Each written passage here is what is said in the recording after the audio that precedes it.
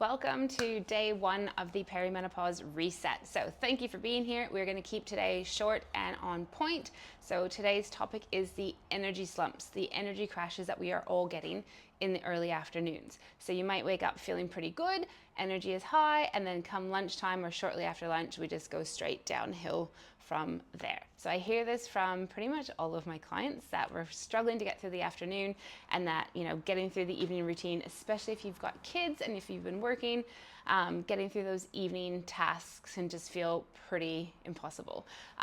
Okay, so the first thing we're going to talk about to help prevent these energy slumps is how we are fueling our bodies. So it's not necessarily that we need more willpower and that we need to just push through and put a smile on our face to get through. The fatigue is real. So a lot of the times it's what we're putting in our bodies during the day that's going to affect how we feel in the afternoon. So we've probably been hearing this for years and years and years, but it is true. So if you're fueling your body with a better breakfast, snacks, and lunch, you're most likely going to feel a lot better in the afternoon. So the best way to do that is to prepare and to plan to have higher fiber, higher protein meals and snacks. Now, one thing that I hate about the word snack is that the industry, society, commercialism, everyone thinks that snacks are convenient packet foods. Snacks are literally just mini meals. So keep that in mind when you're preparing snacks for your day. You might not even need a snack if you've had a really good breakfast. So with protein and fiber, what you want to aim for, so your protein intake, it's not necessarily that high protein because, again, society and the industry and marketing has ruined it for everyone, but we want to make sure that we're getting adequate protein. So adequate meaning bare minimum to meet our nutritional needs and our body's maintenance, I guess, to maintain healthy bones, joints, ligaments, and most importantly, our muscle mass is 1.2 grams of protein per kilogram of body weight. So it sounds a bit complicated, but if you just use the 1-to-1 ratio, and if you know your weight in kilograms, which in Australia, that's what we use. So let's say you weigh 60 kilos, you want to have a minimum of 60 grams of protein a day. So a lot of the times what I hear from clients is, oh no, I eat lots of protein. I had chicken with dinner and I had an egg with my breakfast. So if you do the math, if you're having a fairly decent sized chicken breast with your dinner, that's about 30 grams of protein, let's just say, and one egg is about 7 grams, and that's a large egg. So if you're getting 37, let's say 40 grams of protein, and you think that that's enough, it's probably not. So what we want to aim for is at every meal, we're aiming for like 20 to 30 grams of protein. If we do that 3 times a day, plus a few snacks that also have that same level of protein, you're gonna have a higher chance of meeting your goals. Now, with breakfast foods, especially if you're on the go, a lot of times having a decent amount of protein in your breakfast is hard to do. So you have to plan ahead, use protein powder if you need it. Protein powder is a great supplement, a great addition if you're struggling to meet your protein needs. I use it almost daily, but I love the one that we have. It tastes really good. I mix it with water, or I'll add it to my oats or a little bit into my yogurt as well. So protein powders can be great. But a lot of breakfast, you're gonna have your oats with maybe a little bit of maple syrup and some fruit on top, which sounds delicious. But if you look at the macronutrients, it's very low in protein, low in fiber, and low in your fats. So it's very high carbohydrate. And what that'll do is it spikes your blood sugars. And when you have that big spike, you have a big crash at the end. So for breakfast foods such as oats, I would definitely be adding a bit of protein powder. You don't have to add the full scoop. I'll use probably about half a scoop in my oats. I find a full scoop just gives it too much texture, I guess, and I don't need all of it. I also add a tablespoon of either flax meal or LSA mix, or just like almond meal or ground up nuts. So that adds fiber, fats, and more protein. And then also just a little bit of milk and whatever makes it taste good. So because I use about half a scoop of protein powder of my vanilla protein in it, I don't usually add anything else to make it taste good because that tastes pretty good. But that in itself is a way to just boost your protein and fiber in one meal, and you'll feel a lot more satisfied and not getting that energy crash afterwards. So that's one example of your breakfast. Now, adding fiber is also important. So fiber and fruits and veg in a whole state is what you're gonna be after.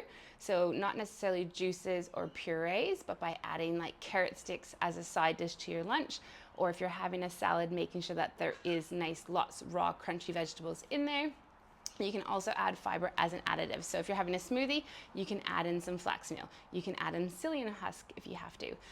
But yeah, adding in fiber at each meal is also gonna help you feel fuller for longer and also prevent that energy crash afterwards. Now, if you have a breakfast that is really low in protein and fiber, and then your next snack is, let's say, an apple is great, but it's very high in our carbohydrates and sugars. It's also got fiber in it, but it's not going to keep you full for very long. So with your apple, try pairing that with something like almond butter or some hummus. Sounds gross, but my little one is addicted to dipping his apples in hummus, but something to add some substance to that apple. So that makes it more of a mini meal as opposed to just a quick hit of sugar. At lunchtime, same thing. If your lunch on the go is usually a sandwich, try to jam pack that sandwich with some good proteins and fibers. So I add raw shredded carrot to a lot of my sandwiches and wraps because it's easy, it's convenient. I've got it in the fridge. I just use my julienne peeler and quickly add that. Spinach, lettuce, crunchy raw vegetables, adding it into your sandwich boosts the fiber content and making sure that there's a good protein source in that. So with eliminating the sugar crash of the afternoon, we've sort of covered protein and fiber. I'm making this pretty quick just to give you guys ideas, so hopefully the light bulb goes off and you're thinking, oh, okay, I could probably change this and change that. Now, another huge component of the energy slumps in the afternoon is dehydration. And people think that if you're dehydrated, it must mean that you've run a marathon in the desert and you've had no water. Now, it's not always the case, even though that most likely will lead you to being dehydrated, but our bodies need water throughout the day. So it's very on trend at the moment to walk around with a huge Stanley water bottle that carries like a liter of water. I think it's actually really great because it's endorsing people to just drink water. So bring it with you, then there's pretty much no excuse, especially around where we live. All the parks have water fountains if you need them. And water is readily available if you're going into a cafe, or even the shopping center sometimes have a drinking water fountain with a water bottle top-up option. So drinking water is going to help prevent that fatigue later on. I suggest doing 1 liter of water before 12 p.m. and 1 liter of water between 12 and 4. You might be doing more than that already, and that is great, but you might not. So check how much water you are having. I even measured our drinking glasses in our kitchen to see roughly if I'm drinking a glass of water, how much is it? Because you think, oh, it's a huge glass, but it's actually only 200 to 250 mils. So it's about a cup, which is great, but it's not as much as I thought it was. So when I'm working with clients and I've got my water bottle is 750 mils, I try to get through that whole thing before 10 a.m. And then I refill it and hopefully have another one before 12. But I definitely try to get 1 liter in before lunchtime and 1 liter before I start the dinner rush. When I do that, I am significantly more energized. So on the days where I've hit a huge slump in the afternoons, quite often I've got a headache. Nothing is bringing me back from the fatigue, even if I try to boost my energy. If I reach for a third coffee, nothing changes. And I get real cranky as well. And then I think back and I go, oh, actually, I had breakfast at 7 a.m. and then after that I haven't really had a solid meal. And I've also had 2 or 3 coffees and very little water. So decreasing the coffee would probably help, but adding a lot more water during the day is where the energy is going to come back from. You want to prevent your body from getting dehydrated, so don't wait until you feel dehydrated where those symptoms start to appear. You want to prevent it, because once you're in that state, it's really hard to get it back. So try that full liter of water before lunch and another full liter before dinner, and you might notice that before bedtime you're not as thirsty. So a lot of women drink lots of water before bed, and then obviously we're up all night going to the toilet. So my next sort of segment after hydration is caffeine. So I'm a coffee drinker. I love my coffee, but I do try to make sure that by 11:30 or 12 p.m. I'm done, because caffeine can stay in your system anywhere from 6 to 10 hours. So I think everyone's different. We all metabolize it differently, but you want it to be out of your system when you go to bed. Even if you say caffeine doesn't affect you, it most likely is on levels that you don't realize. So if you are a caffeine drinker, try to limit it. Try not to be going for those extra cups if you can prevent them. So if it's 11 a.m. or 12 p.m. and you're going to go for another coffee, see if you can go without, or make sure that you've also had plenty of water leading up to that. So you don't want to go reaching for that extra coffee or that extra muffin or cookie because you're feeling tired. Make sure that your body has been hydrated. So limiting the caffeine. The other thing I would suggest as well is with your caffeine intake is trying to delay it a little bit when you wake up in the morning. So first thing in the morning, if you're having your coffee within the first 5 to 10 minutes of waking up, try to see if you can push that back by about half an hour. So Half an hour doesn't seem like a long time unless you're up early waiting for your coffee, then it seems like forever. So see if you can just push out that morning coffee for at least 30 minutes before or after waking up. Have a glass of water or just do something else to keep busy. Go wash your face, brush your teeth, get changed for the day. Just delay it a little bit, and you'll probably notice that when you wake up in the morning, you feel a little bit better to start with, and that'll help you eliminate your caffeine, your overall caffeine intake during the day. So delay that first one, and then make sure you cut that off by 12 o'clock.